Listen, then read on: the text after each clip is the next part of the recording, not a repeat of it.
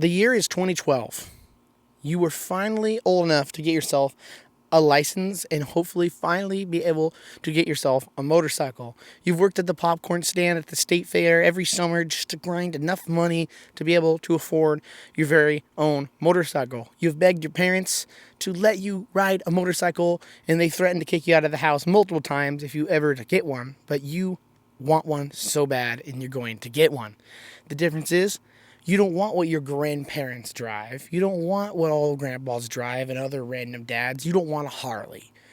You don't want a slow, loud machine and going into the bars. You want a street bike. From the moment you probably saw it on Top Gun with Tom Cruise going down the strip racing fighter jets as your parents argue behind you with you about 10 inches from the screen as your mom yells to get back or you're going to rot your brain and burn your eyes out.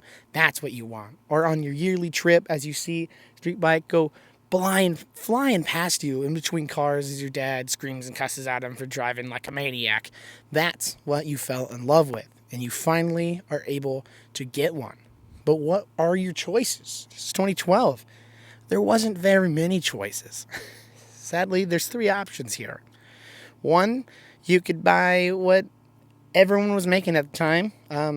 Non-inspiring, not super fun to drive, and certainly nothing to show off to your friends about because it wasn't a looker. You had the Ninja 250s and a bunch of other, dare I say, to be controversial, cereal box looking cars. They weren't putting effort into starter bikes at this time, unless you wanted to go buy an overpriced Harley just because they're not too powerful. But that's not what you want. Or you can go big or go home and buy yourself something way too big for yourself. You can go out and buy yourself a CBR 600RR, which you promised your parents you're going to be able to drive because there's no torque and it's all up high, and I promise I just won't go very high up in the rev range. I will be responsible.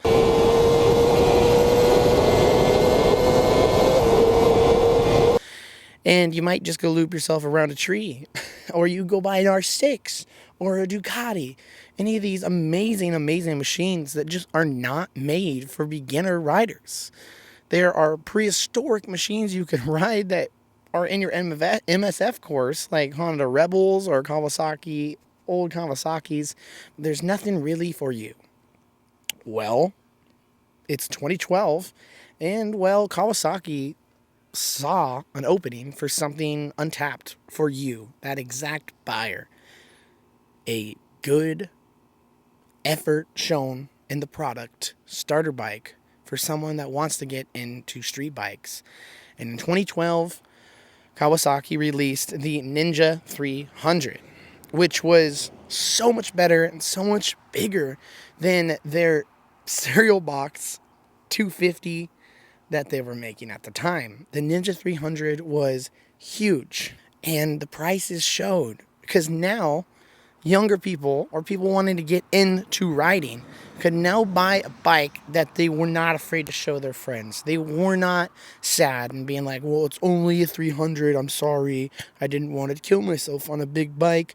They were actually willing. It was a bike that could actually handle, that was actually fun, and could actually get someone to look at and say that they didn't know motorcycles, to be like, that's a big bike. When in reality, it's not. It's an amazing stepping tool, to a stepping stone to something bigger and badder, something that you will be ready for in the future.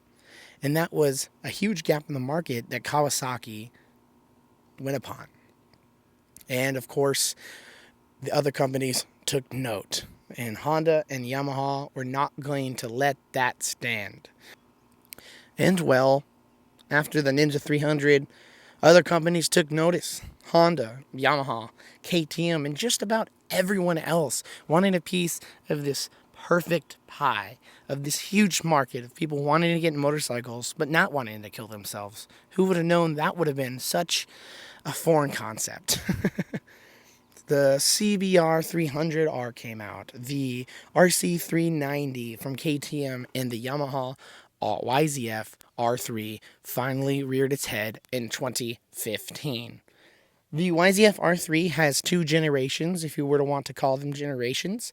From 2015 to 2018, the R3 stayed pretty much the same with its looks and everything of that nature. Finally in 2019, Yamaha graced us with a second gen R3, but the engine has stayed the same. The Yamaha R3 from its start is powered by a liquid-cooled parallel twin with 321 cc's, producing 42 horsepower to the crank and about 22 foot-pounds of torque. Now, that was great from back in the day, but in 2018, Kawasaki decided to make the Ninja 400, and that was huge. That was a 399cc motorcycle that's a little bit lighter than the R3, making more power at about 49 horsepower. It was a big leap and a big punch to the gut by Yamaha, but they have not done anything about it. Instead, just keep pushing these R3s out with almost no changes. And with the huge amount of starter bikes coming out now, with better KTMs, with Kawasaki still killing it in the game with the ZX4RR, and now a new kid on the block with CF Moto with the 300SS and their 450SS. There's no better time than now to be a starter bike rider, and it's almost overwhelming. So the Ninja 300 and 400 and the R3 used to be the dead giveaway for what to get as a starter bike, but anymore it almost overwhelming with your choices, and you hear on forums and everywhere just so many different opinions on things that it can be so overwhelming. And it's said that the R3 is outdated. It needs an update, and to be quite fair, it does. Come on, Yamaha, make an R4. But in reality, is it a bad bike now? Or in 2024, is an R3 still a good choice for a starter bike? Well, let's find that out today, and let's go do an overview of the R3, and let's go take it for a ride in today's review and overview. So guys, welcome back.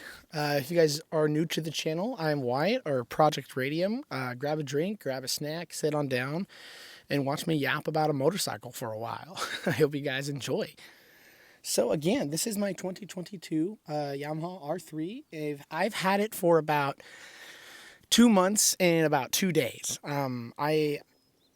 In 2 days, it will be 2 months. And I was going to make this review about a month ago. I wanted to do my first month review on the R3.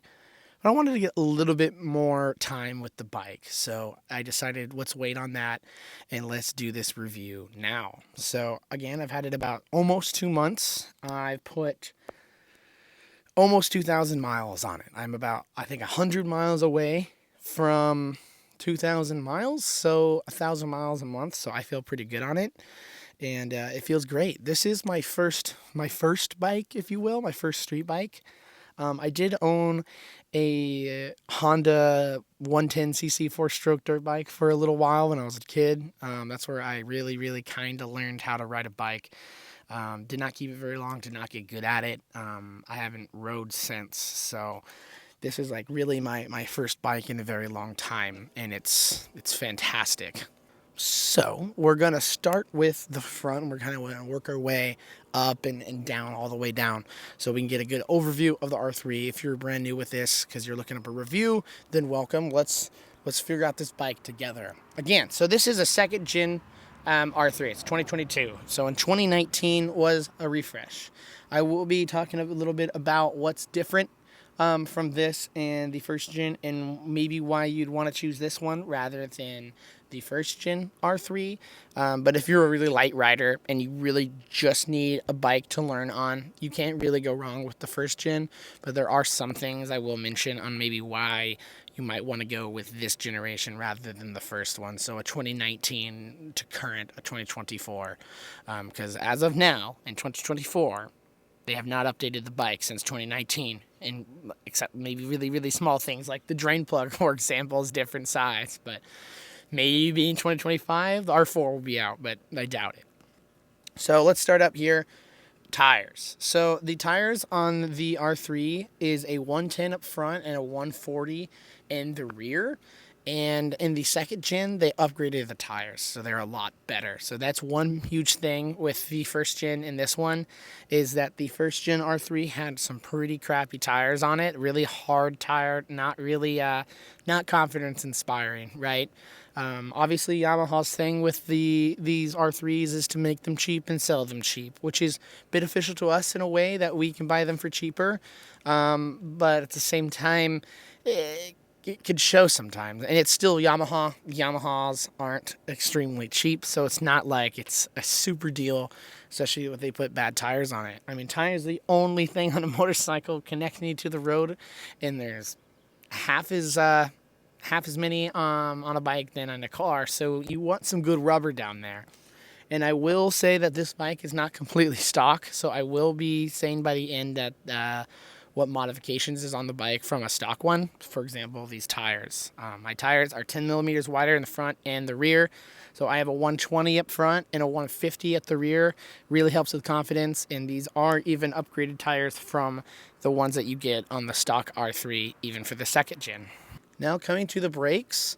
The brakes on the Yamaha R3 is a single disc, so we do not have dual discs on each side. That would be pretty overkill for a 300cc sport bike. So we have a single disc. It's a 298 millimeter disc, and it is a single caliper, of course, and it is ABS front and rear on this model. I believe you can get non-ABS models on the R3, and that's a huge talking point if you should or shouldn't have ABS on your first motorcycle. I am a rider that say you should. I've hit the brakes twice where the ABS engaged where I didn't think it would, so that's really nice to have. I've learned from it because I felt it, so I know not to do it again. If it was on a non-ABS model, I probably would have went down. So saved my butt, but you can still feel when ABS happens, so like I knew that I'm not going to do that again kind of scenario. So I am pro get ABS for your first motorcycle. And it does not have steel braided lines. They are rubber. The rear is a 220 millimeter rear disc on the rear, and it does fine. Again, not steel braided lines. Why are they still not steel braided lines? Money, but still, shame on you, Yamaha. It's 2024. It's about time you put on at least better lines. I believe Yamaha pads are not very good as well. Even for a 300cc motorcycle, I feel the stock pads are not cutting it, especially as a heavy rider. So just so you guys know, I weigh 225 pounds. Heavy for this bike. So if you're a heavier guy and you were thinking maybe an R3 won't fit you, it will. I feel very comfortable on this motorcycle, even being a heavier guy. But even if you are a heavier guy, I would upgrade these pads. I would upgrade these pads even if you are not. They do not have a good bite on stock, so these are different pads. Another thing different on this one is it has inverted forks. The first gen R3 does not have inverted forks. In fact, the whole suspension is kind of set up differently. The first gen R3, was a stab in the dark of like, what do people want? So they made a commuter bike that, has some sporty elements to it that you could have some fun with. Well, people wanted more sportiness. So with the second gen, they decided let's stiffen up the suspension. The first gen R3 was quite soft in the suspension department, and it did not have an inverted fork. So this model, they gave us an inverted fork on the front, and they stiffened up the suspension front and rear. The front is not adjustable. That would be quite ridiculous if it had adjustable on the front from factory, but it does not. It's not an R7, but it does have adjustable preload on the rear. That's about all you're going to get with your adjustments. Can't speak today. Adjustments on the suspension in stock form, that is. And of course, the big one is the looks. I'm very biased, of course, because I own this motorcycle and I bought it for a reason. I think this is probably one of the best looking starter bikes you can get in the 300 kind of style class. Because you can argue till the cows come home. What's a better street bike? You'll get in those arguments all over the place. That's like the biggest thing in motorcycles. What's the better starter bike? But when there was less of them, the Ninja 400, the 300, and the R3, were the ones to talk about. And I think personally, the R3 has the best looks, especially when they did this upgrade. It takes a lot of cues from the older brothers, being the R1 and the R6. I think it just has this insane look. Because let's face it, I mean, if you're gonna be riding a motorcycle, huge reason starter bikes are so popular now. You want your bike to look good. You know, you want people to like the look of your bike. As much as that sounds selfish, you want the bike to look good, and I think they did extremely well. People that don't know bikes very well will look at this and think it's a lot bigger than it actually is, and it's a nice feeling for sure. So I think it looks great. Now CF Moto's been putting out some heaters with some good looking bikes. The 300, even the 300cc, the 300 SS CF Moto, the single cylinder little thumper, looks exquisite, and the 450 SS looks fantastic as well. I think they might edge out in the look department over the R3 here, but like, you can't go wrong with the looks of this thing. It looks just chef's kiss. It looks so good. So coming in next, let's just talk about the main meat that everyone wants to talk about, and that would be the engine.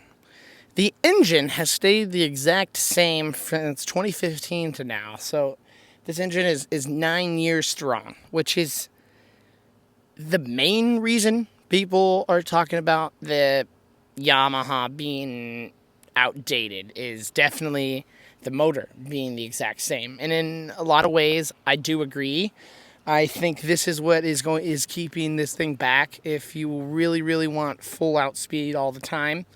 But again, it's a starter bike, you know? I mean, we're really picking at hairs here about starter bike, which one's better, unless you're really getting the high-end ones. Like, again, the CF Moto, I keep plugging that motor, that bike, but that thing came really close to me getting that instead.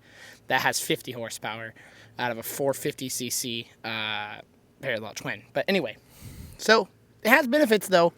You could buy parts for these so easy, and we know they are very, very reliable. We've had 9 years of this motor, so we know where the problems lie, where its strengths are. It has a lot of aftermarket support, tons of parts everywhere for it.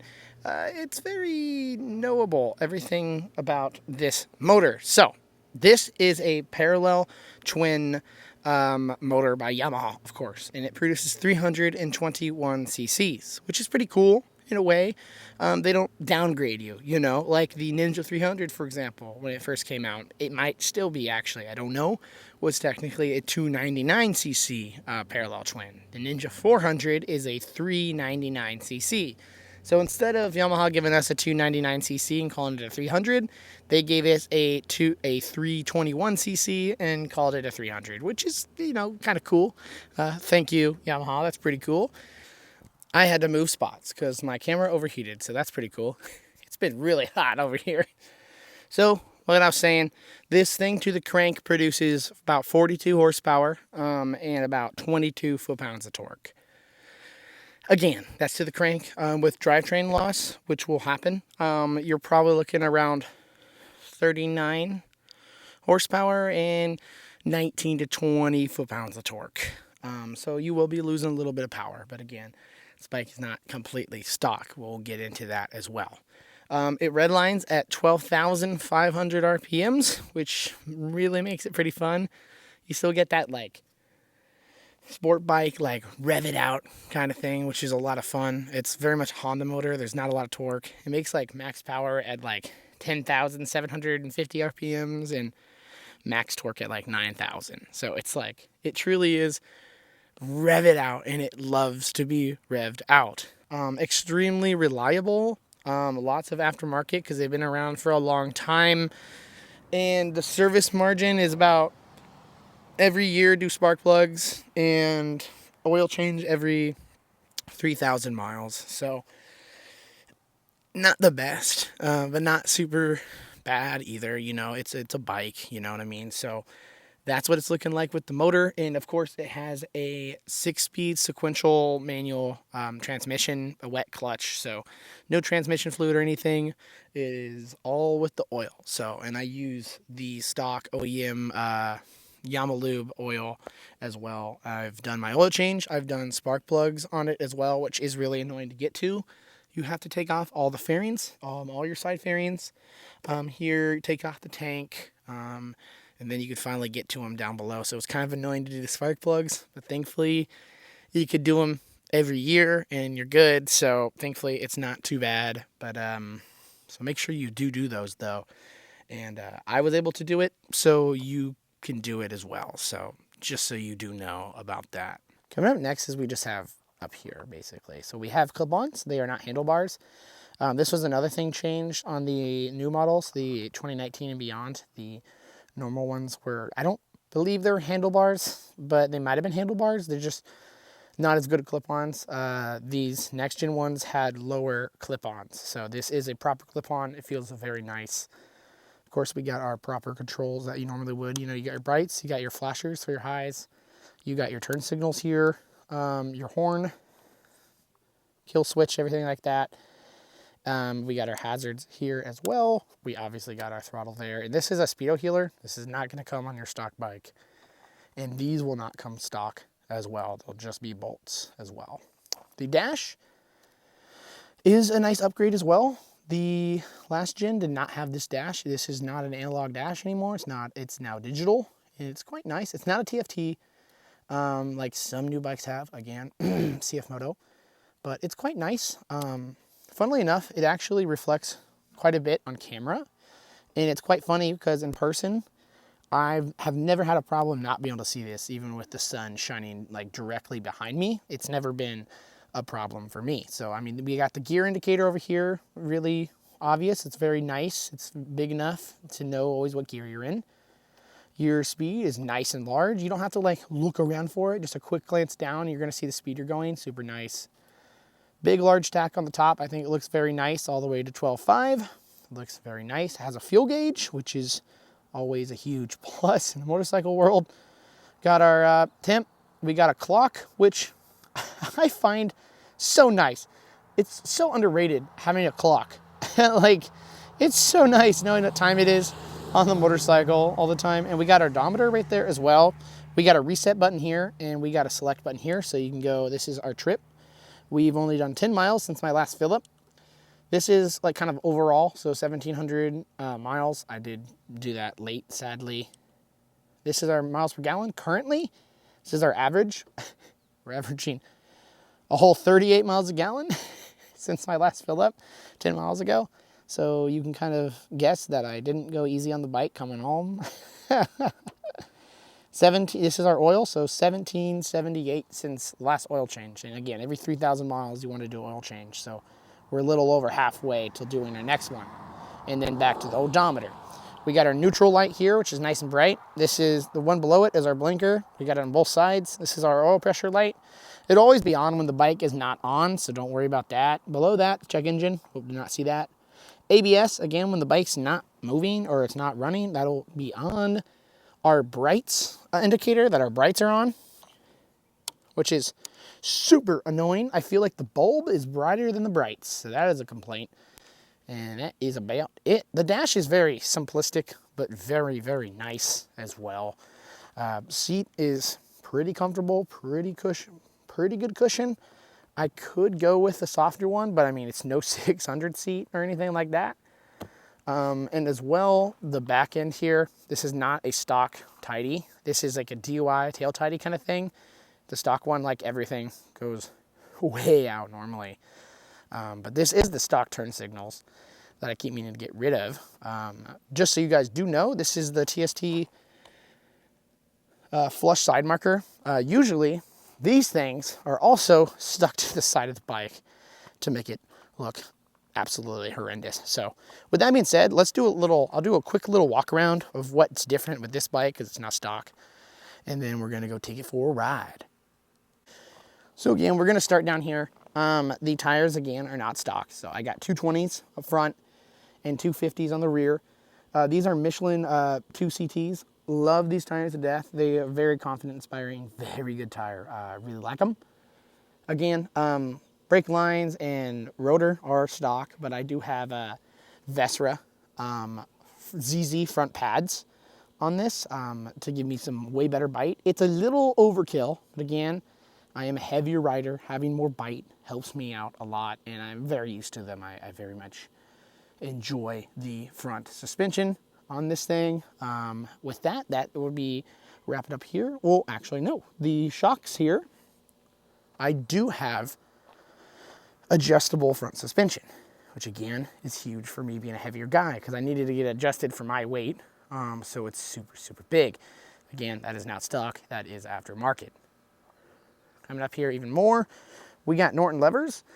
They do come up, so in the event of a crash, hopefully they don't snap, and they are adjustable as well. I have drove with the stock levers before. My friend has an MT-03. I believe they use the exact same levers. They're fine. The stock levers are fine, but these feel so much better.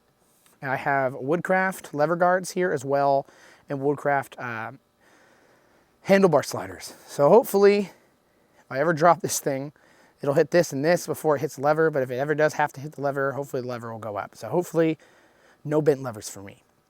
I also do have nice different mirrors. A lot of people will give me crap and say, can you even see out of these? Yeah, no, I can see plenty fine actually. You have to chicken wing it a little bit, but I mean, if you have them adjusted correctly, yeah, I've had absolutely no problems with them. Next up, Tech Spec tank grips. Super underrated. I don't think they're underrated. Everyone gets tank grips. They're great. If you don't have them, you should. Gripping your legs to the tank is your lifeblood, so I don't know, do it. I do have also Norton rear set mounts to be able to adjust where the rear sets go. Feels super, super nice. One more thing before getting to the motor, I do have an R6 throttle tube as well, rather than the R3. R3 one's travel is way too far stock, so the R6 one does fit directly on. I have a video of that on my channel, actually, so R6 throttle tube is on. So lastly, coming up is engine modification. What's different about this R3 from every other R3? That's a little bit. So the stock exhaust is gone. This is a full system. This is not a real Akrapovic. This is a clone. So it is titanium steel. It's not titanium. Did I say titanium steel? Whatever. It is not titanium, okay? But it's still a full system, still saving a lot of weight. So, you know, full on from the engine to there. It's straight pipe basically, but it sounds very good actually. We have a Sprint air filter in there with the cutouts on the sides for the air box to help let in more cool air. TSD Industries velocity stacks, and it is tuned by two-wheel dyno works as well, so it is not completely stock. You do need a tune to get a full system. A lot of people just get slip-ons, and you do not need a tune for that. But if you're going full exhaust, you do need a tune for these things. That's why most people don't put on full systems for an R3. Thankfully, the last owner did that, so I did not have to fork that out. It also has a speedo healer because it has different gearing. So TSD Industries, yet again, came in clutch. I have one tooth less in the front and 2 teeth less in the rear to give it a lot more grunt and stuff down low. Because, you know, R3s are not top speed monsters. So having a little bit less top speed for more grunt down low, well worth it. And we also have a GP shift on this thing as well. So we got one up from neutral, and then to shift up, you just go down, down, down. I love GP shift. It is fantastic. No quick shifter, just a GP shift. It's really nice. With that being said, I think that's about it on the modifications for the R3 that I could currently think of. If not, I'll probably remember them on the ride. But let's go out on a ride real quick after we do a fitment check. Okay, doing a fitment check on the bike. Don't worry, I won't be wearing this stuff when I'm riding. I am 5'8", but the thing is I have a 30-inch inseam. I have tiny legs. So, just so for you short people, I have the inseam of like a 5'2" person. It's quite ridiculous. So here we are on the bike. Get that kickstand up. It's quite comfortable, okay? So I cannot flat foot completely. That's how short I am. Unless I slightly lean the bike, I'm flat footing, but here I am flat footing on this side. See how I'm slightly raised? So it is short rider approved.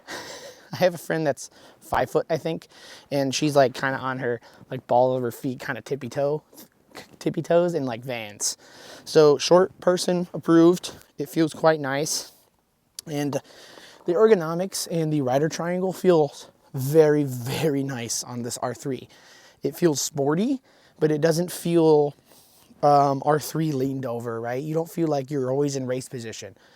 So this is kind of normal riding, you know. You're leaned forward, sure, but you know, you can kind of put your arm on your side here, or you can kind of straighten up if you need. But the pegs are still pretty far back, you know, when you're on the balls of your feet. So your rider triangle feels quite nice, right? And you could tuck in pretty good and feel absolutely fantastic. It's a super, super comfortable bike to ride, and your bottom half really feels race ready all the time. You know, your bottom half always feels locked in, and when you want to go locked in with your upper half, you gotta just lean in, and you're ready to go. You know, you're not committed to racing all the time. You can kind of lean back and just relax, especially with these adjustable rear sets. You could also lower them if you were to feel like you wanted to as well. So super comfortable bike to ride. Again, I'm not sure I mentioned this. It's 375 pounds wet. So you could flick this thing around. It doesn't feel super heavy. It feels quite comfortable and approachable, which is huge. Because, I mean, before this, I've never even sat on a street bike before.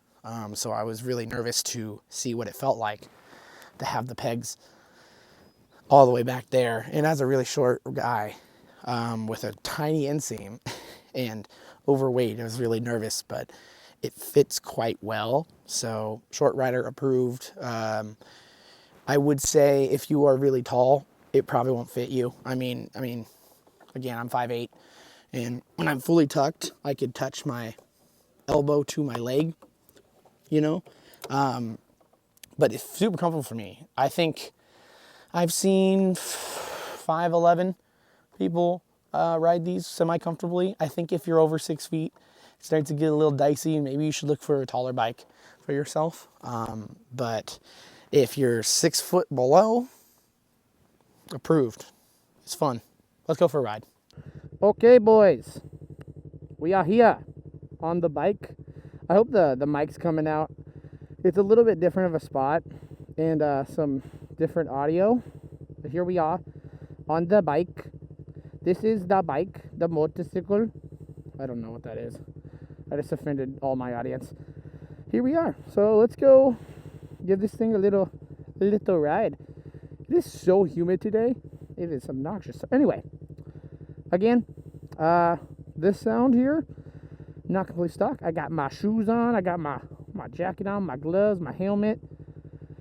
I forgot to strap my helmet on the way here, so that was stupid. But anyway, again, I got GP shift, so clutch in and up.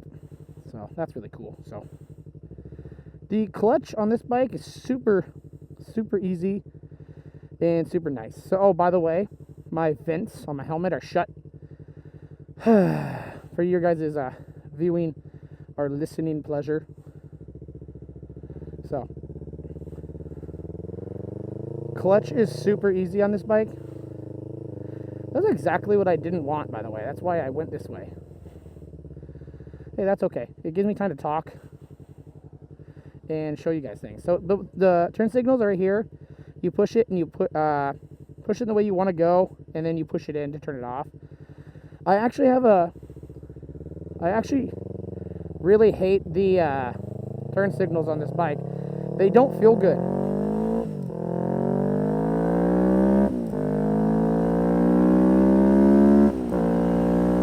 Yeah, they don't feel good, like, at all. Like, there's almost no tactile feel, so you don't know if, like, you turned it on or anything. It's, like, super obnoxious. But thankfully, it shows on the dash pretty easy. They're not, like, hidden, so you could see if you actually did. So that's nice.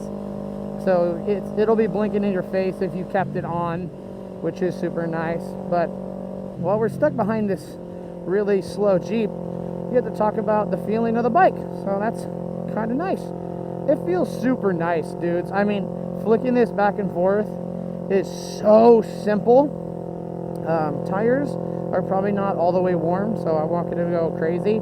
But I mean, again, kind of like I was saying, this the rider triangle feels really nice. Like, I feel locked in on the bottom with my legs. I'm, you know, gripping the tank here, making buddies with the tank, and I feel like I could steer this bike with no hands, you know, just by moving my my hips around with my legs gripping the tank. Feels super connected to the bike, and it feels fantastic. I like where the clip-ons are placed. They feel perfect in the right spot. Okay. They feel perfect and in the right spot. I don't feel like I'm like having to like lean down like crazy to be able to reach the clip-ons. They feel absolutely fantastic. The throttle, R6 throttle tube, feels great. I'm not going to talk about it too much, but well, let's get into that actually. The stock R3 throttle tube sucks. It's a 300cc bike, you know, so you're gonna have to give this thing the beans quite often, like in town and stuff. You know, you're gonna have to give it full throttle quite a bit, you know, because it's a 300. You know, you got to get it to move, and full throttle is how you get there. The stock R3's throttle is so far down. You feel like this person is so dumb. They're going into the other lane going like 30 miles an hour. How stupid. So this way I don't feel like I'm breaking my wrist going full throttle. Like, I don't know why they didn't just put the R6 throttle tube on here. It would have saved them money. They wouldn't have to manufacture a new throttle tube. I don't know, it's kind of dumb, but it is what it is. It works better on the MT-03 because it's higher up, but yeah, again, the cluster is great. It shows you everything you need to know, like pretty much right out the bat. I don't have to stare at it to find what I'm trying to find. Like, it's pretty much just there, which is, you know, quite nice. Again, the mirrors, people make fun of you. Me, I mean, you probably can't see out of them, but I just got to do this, like chicken wing my arm a little, and I can see, like, they do just fine. But, I mean, the bike, man, it feels great. It feels, when I described it to my friend, it feels like an angsty kid, like a teenager that always wants to go like really quick. Like, he always wants to play. Like, he's like, all right, let's go, like really anxious, like to get going all the time. It always wants to play. Like, sitting down here at like below 6,000, it's not happy, right? You know, you want to be over 6,000 RPMs before it really starts humming away. It wants to be in these higher RPMs, which is fun, because unlike a 600 or something, you could do that. You know, you could go through the gears. You could bring this thing to redline and row through the gears and feel like you're going 150 miles an hour and you're going like 60. Like, you know, you can go through your town from a stoplight and just, you know, full throttle and go through like 2 to 3 gears and you're going the speed limit, you know. Like, sure, you got there, you did get there faster than a car, you know, but you're not, you know, if you were to, on a 600 or 1,000, you went from a stoplight to going through 3 gears, oh my gosh, you're going to prison if someone finds you. That is not good. It's just such a blast, and it's manageable power, you know. It's not like Are you serious? This is a double yellow? I don't want to pass this person on a double yellow. I think I know who this is, so it's not like I'm going to be like a jerk, but it's usable power, you know. It's quite ridiculous. People are saying that like R3s are not powerful enough. It's funny. I say that on a short, and people like lose their minds and say, I've never heard that before. But it's true. People always will argue till the cows come home if R3s are powerful enough. And it's like,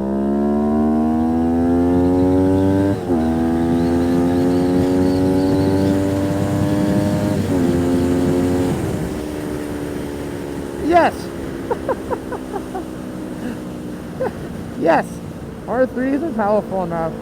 Like, what are you possibly doing where you feel like R3s aren't powerful enough? Like, I kind of get it. If you live in Texas, where you have highways that are 80 miles an hour, and you are just going to be doing highway riding, yeah, the R3 is probably not the thing that you should be like striving to get, because it'll be at like 10,000 RPMs on the highway going the speed limit rather than even going over the speed limit. So yeah, maybe it's not for you there, but if you live in a state like the Pacific Northwest, the highest speed limit in the Pacific Northwest period is 65 miles an hour. And it's so, it'll go that so easily. It hums, you know. 7 to 9,000 RPMs is where this engine loves to sit at. And on highway speeds, it's sitting around 7. And on bigger highways, okay, that guy was like way over there.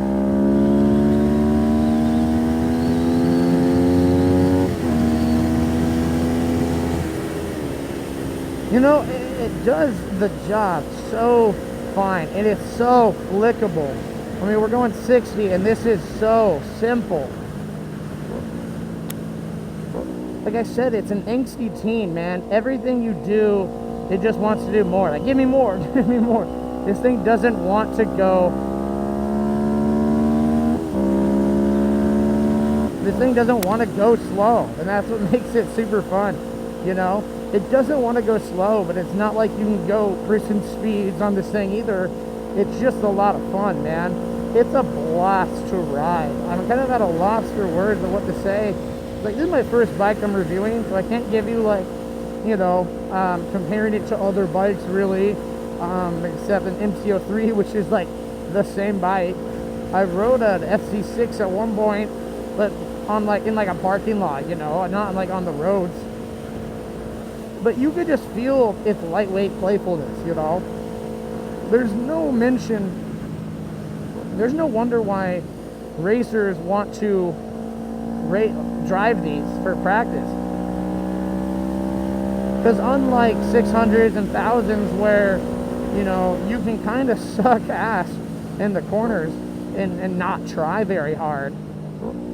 And then when you get to the straightaways, you could just kind of put your hand into it, twist that wrist and go for it. Twisting the wrist doesn't take skill, you know?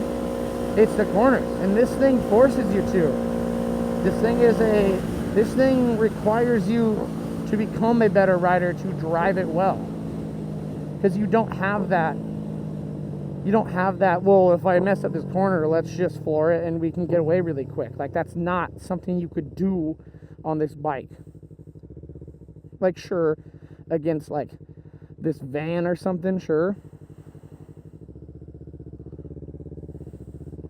But, like, against bikes, if you're on a track or something, no way.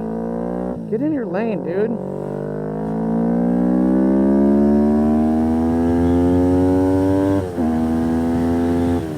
Dirt. A lot of dirt right there. Well, like, this hones in your skills, man. And it's crazy because it's like driving a 300. Tractors! Driving a 300 is like so different, you know. You can take lines so differently than a 600 or a 1000, you know. Like a whole race line with a 600 and a 1000. It's like your whole point is try to get into that corner and out as fast as humanly possible, which is so much different than a car race line. Like, to drive quick with cars, it's not that way. It's how straight can you make the course, you know? Try to get through the corner as straight as humanly possible. And on a 600 or a 1000, because their strength is straightaways. Wow, 69 Mustang. That was so nice. You know, their strength is straightaways. So on a 600 and a 1000, the whole purpose is like, okay, let's get this corner done with as quick as we can so we can get back in a straight line. This is a little different. You can carve corners so well in this bike, man.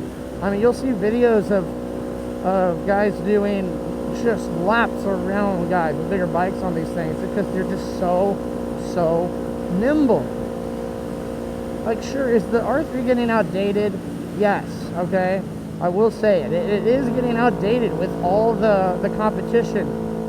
You know, like, even its biggest competitor, the Ninja, has a 400 option now, which the R3 still, we have yet to hear anything. The Yamaha's making the R9 now because they stopped making the R1, but nothing from an R4 or anything like that.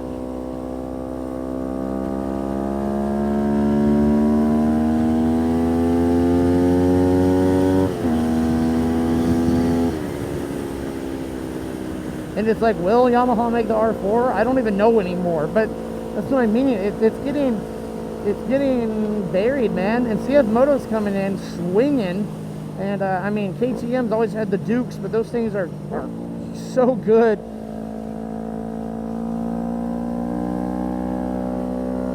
You just can't deny, though, these hitting corners with this thing is just so amazing.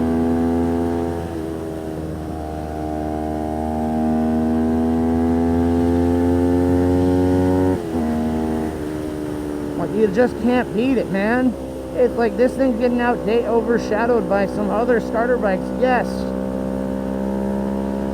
But in the used market, you can't go wrong with an R3. At the end of the day, you're watching this video because you probably want to know if you should buy an R3. Is it worth it anymore? Yes. Like, stop being a spreadsheet warrior like me. I am a spreadsheet warrior. I am a spreadsheet warrior. But it's like, I don't regret it at all, man. Like, I was gonna get the 450 SS. I think the looks look fantastic.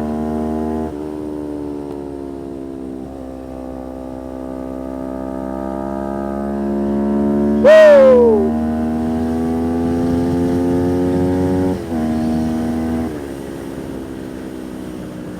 I think the 450 looks fantastic and the power's so good, but at the end of the day, man, it's a starter bike, and if you find appeal, do it, man.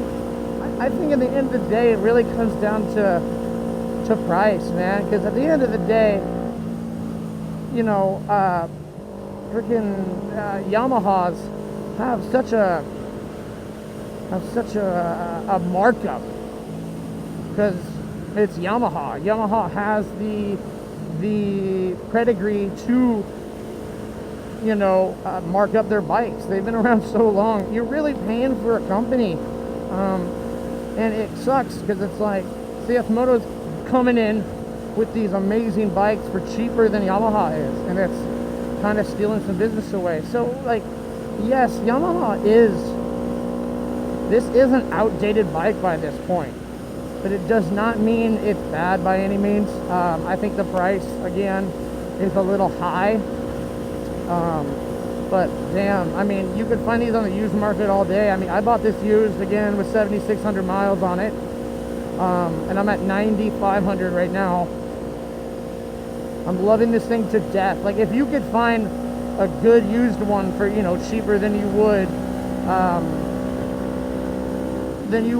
buying it brand new, then you go, man. Like, it's such a good bike, and they made so many of them. It's like, if you can't find a used R3, you're doing something wrong, because they're literally everywhere. So many people bought these things as starter bikes and decided they outgrew it, you know, or they decided, you know, they're gonna not ride because it scared them or something. You know, there's just so many. You could find them everywhere. It's worth the money.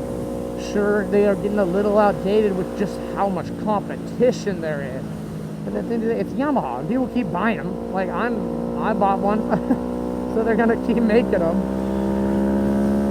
until something changes and they really have to upgrade, you know?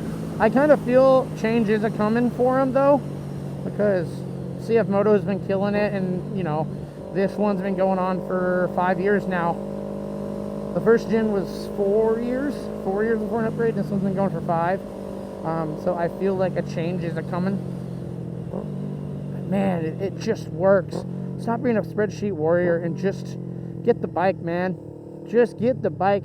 Is R3 worth it? Yeah, and so are every other starter bike, honestly, at the moment. We're so spoiled as new riders right now with just how many options we have. Like, great options. You know, like the start of the video, it's not like it's 2012 anymore, where your only option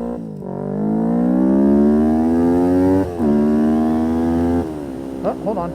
Your only option was to get a Ninja 250R, the new 300, or way powerful bike. Like, the options for starter bikes has just skyrocketed for the better, and it's almost too overwhelming.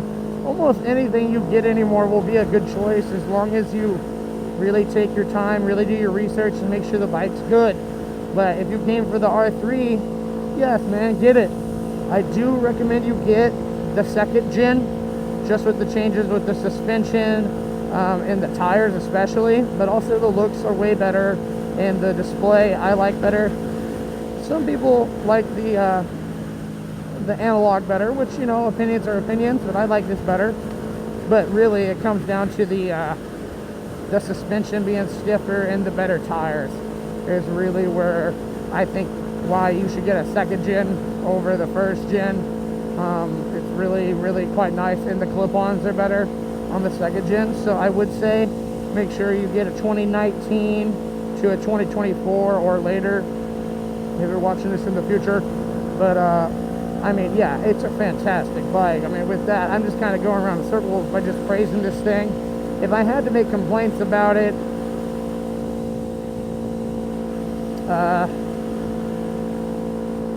it doesn't make more power. I mean, that's the only complaint, guys. And it's a 300. You know what you're getting into, you know? That's it. Like, yeah, I'm used to the power by now. It's not like I get this thing gas and I'm like, whoa. It's not like when I first rode where I was like, such adrenaline, you know? But it's plenty quick, man, and it's plenty fun. It's a blast, and you know what you're getting if you get an R3, you know? If you're getting an R3, you know it's not going to be super powerful. Who cares? Buy one and then sell it whenever you're used to it and get a bigger bike. I don't recommend that. I'd say stay with it at least a year. Like, I'm probably getting a 600 next year, but no earlier than that. Like, I think even a year of riding is a little short, but you know, you do you, man. Get the R3. Is it outdated? Yeah, I believe it is. But is it still just a darling? Yeah.